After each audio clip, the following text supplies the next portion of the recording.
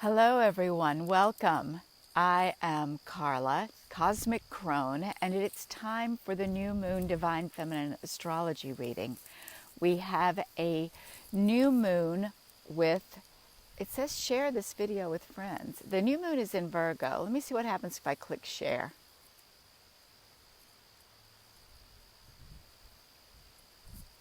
I don't know what that means. Maybe that sends it out to all my friends and tells them as a notification. All right, Facebook, they're making new things. They want to do a better job with us. Sometimes they get it right most of the time. Oh, well, thank you, Facebook. I appreciate you. I appreciate you.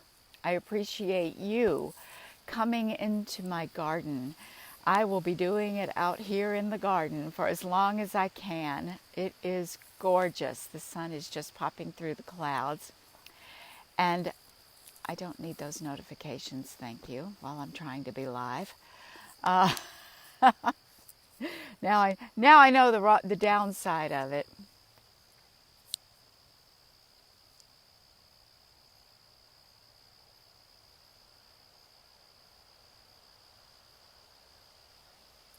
I don't know what I just clicked. All right, I'm going to start over. This is the Divine Feminine Astrology reading for the new moon in Virgo. And that new moon is happening in about 13 and a half hours. 7 a.m. tomorrow, September 17th, where I live in Maine. And I'm out here in my garden. I'm showing you the sunflower. My sunflower, you see right up there. It's on the verge of opening, finally. It's grown to be about 12 feet tall. It's a miracle. And the petals are starting to come out. And I am so excited. And we are scheduled to get some chilly weather. Not quite a frost, but maybe a frost over the weekend. Ah, my sunflower. What teachers the garden is. All the people who live in the garden. So, new moon tomorrow at 7 a.m. The moon will be, the sun and the moon together will have risen about an hour. Whew, excuse me. And I plan to be up and out watching it. I plan to be up and watching Venus because Venus and Vesta are the story. This new moon is the Equinox new moon, as the moon is waxing 5 days after new moon. About 4 days is the equinox at 9:30 on Tuesday morning. And I am planning some significant ceremony here on the land. I'm going to gather a few women, and we are building a fire, and we are going to be communing with Venus and Vesta. And that begins now. The opening of the equinox window is now with this new moon. And there are a lot of features in the astrology. There is a fixed grand square. Oh no, it's not fixed, it's mutable. That means that, well, last moon cycle, there was a grand cardinal square. The first sign in all the elements had a square. And now it has shifted so that the energy is in the mutable signs. So we have Psyche at 19. Oh, thank you. Sorry, we see Psyche is at 19 Gemini. And that means she's transiting my natal Vesta. So Psyche is triggering Vesta. Psyche is the planet. She stands for women's the path, the arc of the women's initiation, the heroine's journey. She in this crowd, she represents the maiden. She comes to us at the beginning of the story, a hapless maiden. She doesn't know which end is up. First, she's being sacrificed to a sea monster. Then she's being rescued. Then she marries off. She's being married to someone. She doesn't know who it is. Turns out it's Eros. And then she gets Venus. Venus hates her. But she goes through all of these trials and tribulations and triumphs and becomes as the goddess. And so that is the great lesson of Psyche. Psyche, her name stands for soul, and she gives her name to psychology, which is the study of the mind and mental illness. We, in the age of enlightenment, we confused the soul with what's between our ears. So the fact is, our soul lives in our bodies, and our minds are a piece of that, a part of that. So Psyche is sitting here in Gemini, and then Magdalena is over near the new moon in Virgo. Magdalena is feminine Christ consciousness. She is like the guiding power. She is the feminine who is the great teacher, the priestess. She is at home in Virgo because Magdalene was a priestess, I believe, and still fulfills that function as an archetype. And then, so she's the mother, the woman, the mother, the priestess. And then over in Sagittarius, holding down fire, is Hecate. Hecate, the crone, the elder, the wise woman, the one who stands at the crossroads and pretty much dares you to make a decision. She says, I will let you pass, but you have to decide where you're going. She's funny. We think, we look to her like, oh, could you help me, Grandma? And she's like, no. She's like, show me some bread, feed my dogs. All right, which way do you want to go? Go that way.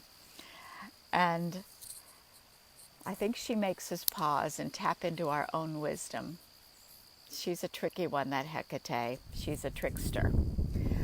And all of these have the triple goddess within them. But in this alignment, I'll show you the picture. It's this grand square, Psyche and Gemini going over. Oh, and then they connect to Neptune in Pisces. Pisces is holding the water. And Neptune in Pisces, all right, let's imagine this picture. Neptune is the vision. He can be delusion, illusion, or creative vision. He can be the veil that obscures the mystery and then you pull it back to see the truth. Or he can be the movie that's being projected on the veil that has nothing to do with reality. And so we need superior discernment when we are dealing with Neptune. And he is holding down the Pisces, the deep spiritual, unconscious, old ancestral space on the chart. And so we have the three faces of the feminine. We have the triple goddess holding the other corners during this new moon in the sign of the priestess, the virgin. So I leave that with you to meditate on as you are rising early or going out at night if you're on the other side of the world. When you are tapping into this new moon, feel into the message of the triple goddess, the divine feminine, the depth of her wisdom, the broad scope of her wisdom. Where are you tuning in? What part of you is activated? Are you having a maiden experience, no matter what your age or your gender for that matter? Are you having a woman, a powerful, vigorous, feminine Christ consciousness? Are you having the trickster, the old wise woman who's saying, don't expect me to answer your questions. I'm here just to show you that there is a way. I think it is so appropriate that this is happening in the new moon of the priestess. What else have we got going on? Well, we've got the great what I'm calling the relationship of the last year and a half. We have Vesta and Venus about to merge in a conjunction. They are days away. They are in an exact conjunction in the last hours of Virgo, as the sun is in the last degree of Virgo, and then as it moves at 9:30 a.m. Tuesday morning Eastern Time, as the sun moves over the line into Libra to start the new season, the Equinox. They are exactly conjunct. They're like 5 degrees apart as the sun crosses, Venus crosses the line of Vesta. And so they had a conjunction back before, at the time that Venus turned retrograde back in May. And that was potent. That was Venus picking up the Priestess energy, carrying it back into Taurus, bringing it back now through the signs, through the grand cardinal square, and now they're in Leo. And Leo is the sign of the high noon, the inner child, the prince, the king. They are gathering up this Leo energy. They are gathering the fire. They are stoking the sacred fire that Vesta is carrying in each of our wombs. And Venus will move on around and catch up with the sun. And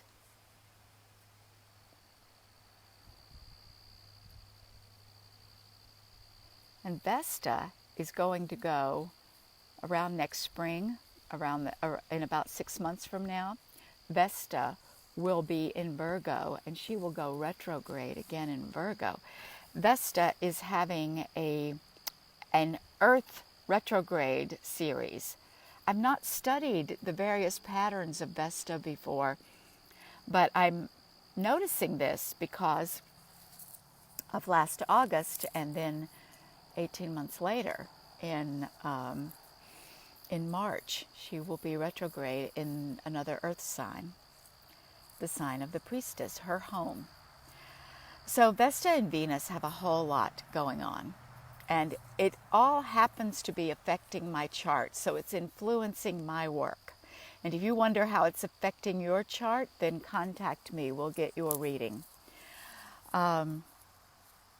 So I just want you to tune in that it's almost like the crowd is gathering.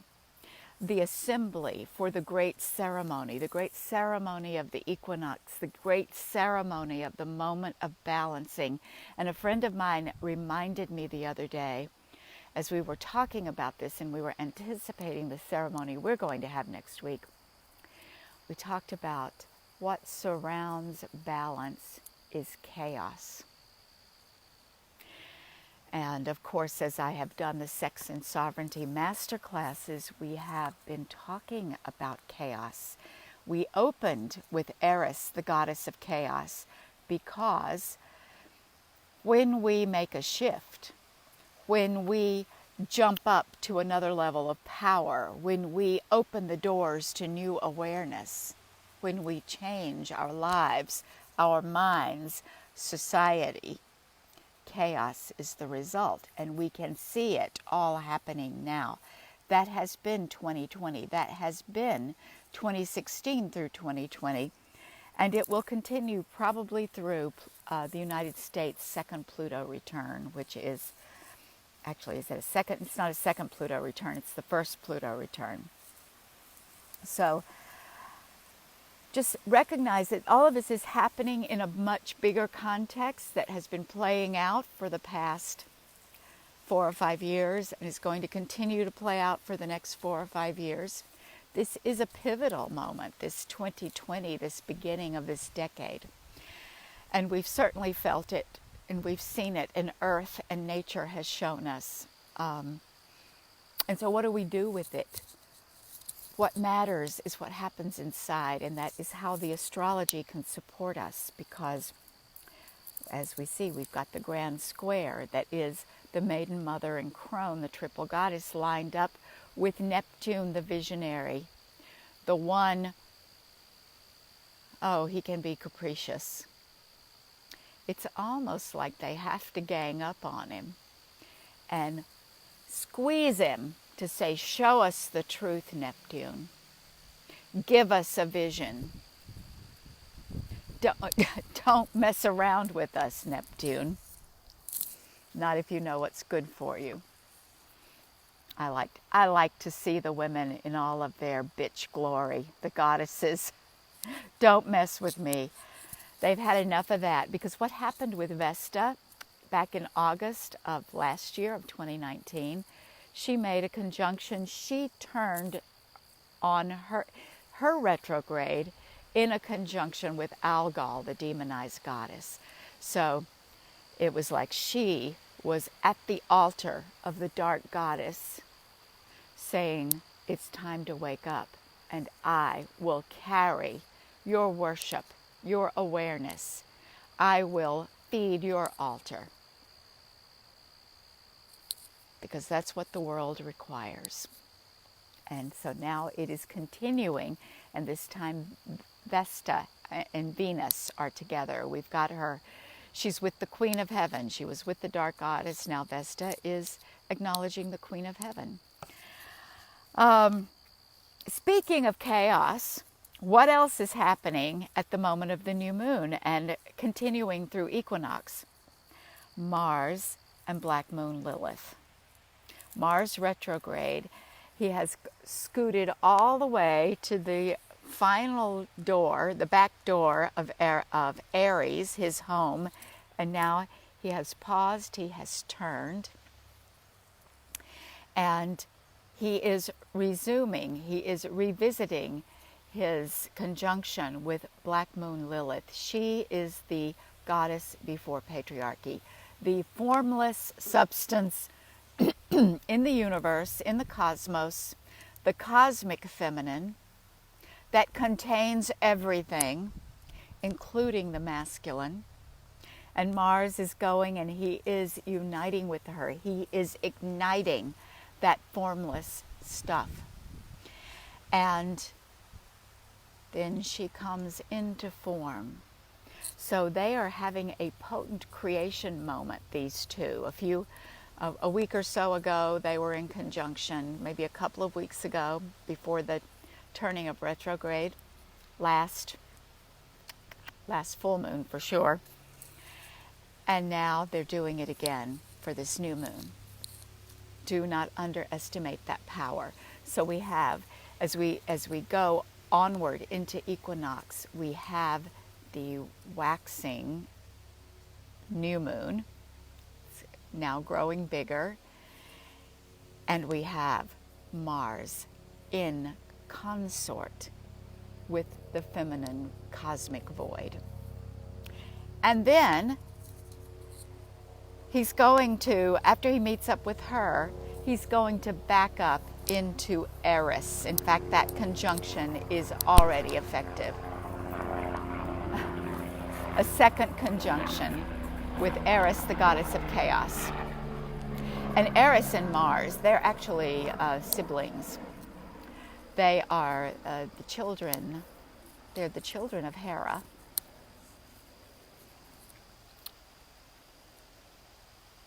What's going to happen when Eris and Mars meet up? That's a lot of fire, and it's in Aries. We need water. We need rain. Everybody needs rain. In Maine, we need rain.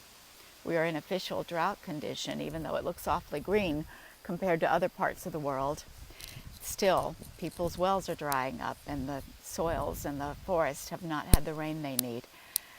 And then, of course, out west, and in various other places in the world. We only talk about in the United States what's going on here, but we're not the only place that fires are running rampant. So let us pray. Mars, Black Moon Lilith, Eris, and the sacred fire within you. There is a lot of fire energy going on right now. There was a grand fire trine during the last moon cycle.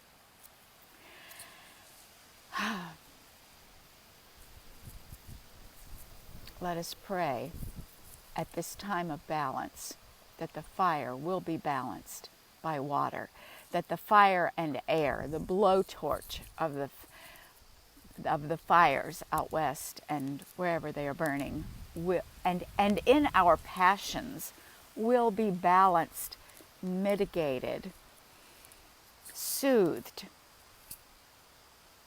nurtured. Let's bring it down a notch with the energy of water and earth. That will be one of my prayers during my ceremonies for new moon and equinox. And I encourage you to have similar prayers. There's a whole lot else going on. I'm going to mention this in closing.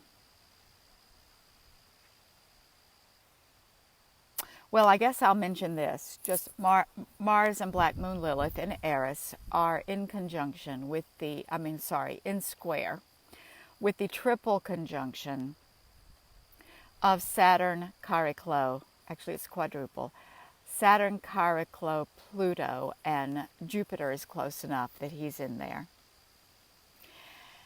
And this quadruple conjunction in Capricorn has been going on for a really long time, and it is touching so many other parts of the chart. And I think part of what that points to is structures. When we talk about dismantling patriarchy, we're talking about dismantling a structure, structures of society, structures of institutions, structures of our own thinking and our own belief systems. And it's time. So be aware that that work is going on. And you can resist it. You can pretend it's not happening. You can say, I don't want to do it like that. I don't want to be a part of that. But you are a part of it. So decide how you are going to interact with this thing that is happening. Are you going to bring the energy and vision of what you want, of the power that you carry as an awakened and enlightened and wise human being? Are you going to say, what are the resources?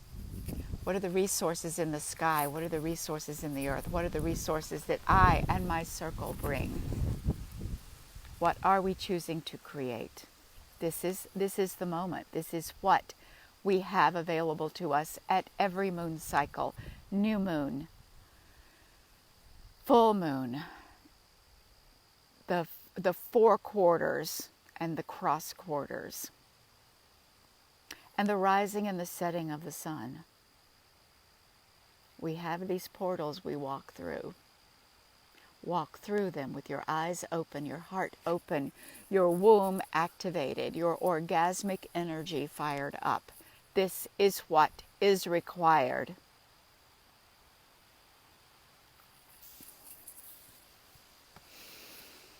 And if you need some healing work around that, there is an aspect that speaks very directly to that. Because this is, in order for us to do that, we will have to be awake and alert and available for our healing work.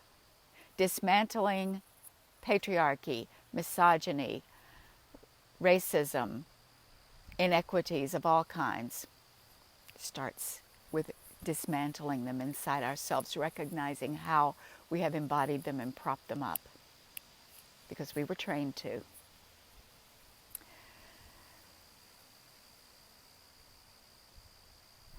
So there are several aspects. This is I'm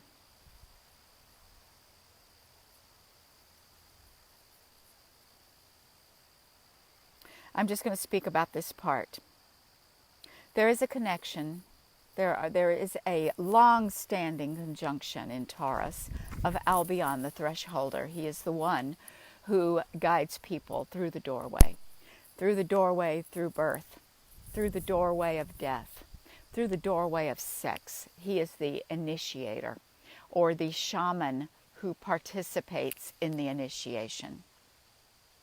An incredibly shamanic entity, this Albion. It used to be called QB 1992, QB1. The first object discovered beyond Pluto. They thought Pluto was all there was, except for the occasional comet out in the Oort cloud, and then they found all these other things. So QB1 and Uranus have been hanging out together pretty much since Aries, and now they are traveling together through Taurus.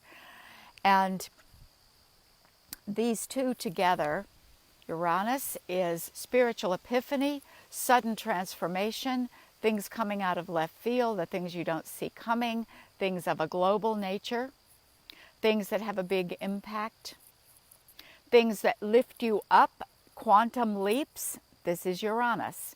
Also technology, electricity. Those fires out west, a vast majority of them were caused by lightning strikes.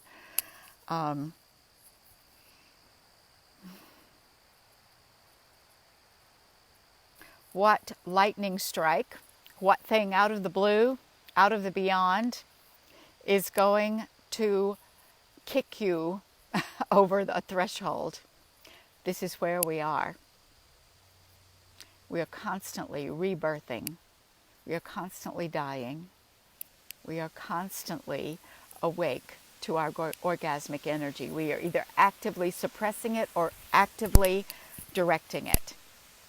So we are working with this all the time, and we are wounded there because we have been told that it's bad. And so there is a sextile, there is a close harmony with the planet Nessus in Pisces, and a harmony, a harmonic aspect with Pallas Athene in Capricorn. Pallas Athene, where Albion is about the body and the soul and the spirit, Pallas Athene is about the mind. She is saying the mind can direct this. The mind can tune in to this information that is not exclusively intellectual and garner the wisdom, translate it, turn it into a plan, turn it into a strategy, turn it into action. And then the one that connects them all is Nessus. It's time for healing. It's time for ancestral healing.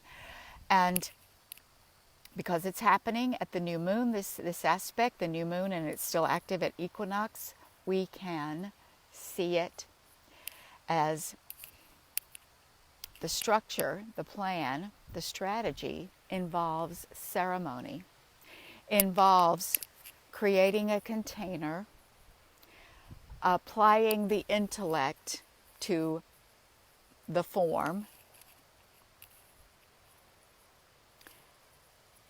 and then dropping into liminal space, allowing ourselves to be transformed within the space created by that form.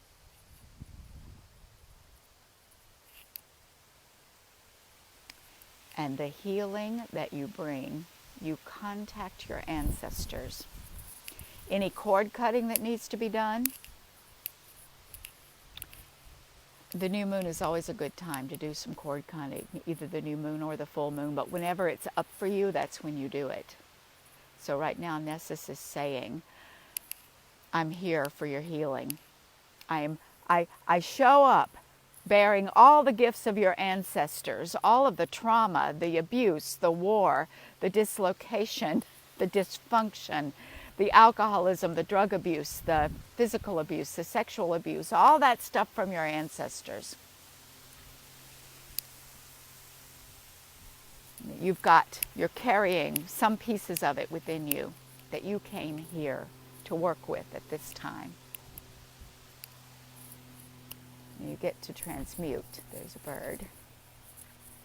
You get to transmute it. You get to metabolize it. Ritual and ceremony are a beautiful way to metabolize what is coming up, what needs to be healed, what isn't even yours. But the thing is, we took some of that. I did a lot of work like that last moon cycle, And I recognized, I could tell when I moved into the territory of that's not mine, that's theirs. Oh, but this is mine because I took that and I made it my thing. And so I was able to treat it as it needed to be treated. Let's cut some cords, let's send it back. This I give to God. And come into ceremony and let me eat this, let me metabolize it, let me shit it out, let me process this, because it's time for me to receive this wisdom and move on. And this is where you are, this is where we all are at any given time. So new moon in the morning. Wake up early with me. Oh, and I wanted to let you know, when it's nighttime when you are, look up in the sky, you will see Jupiter and Saturn. And you will see Jupiter.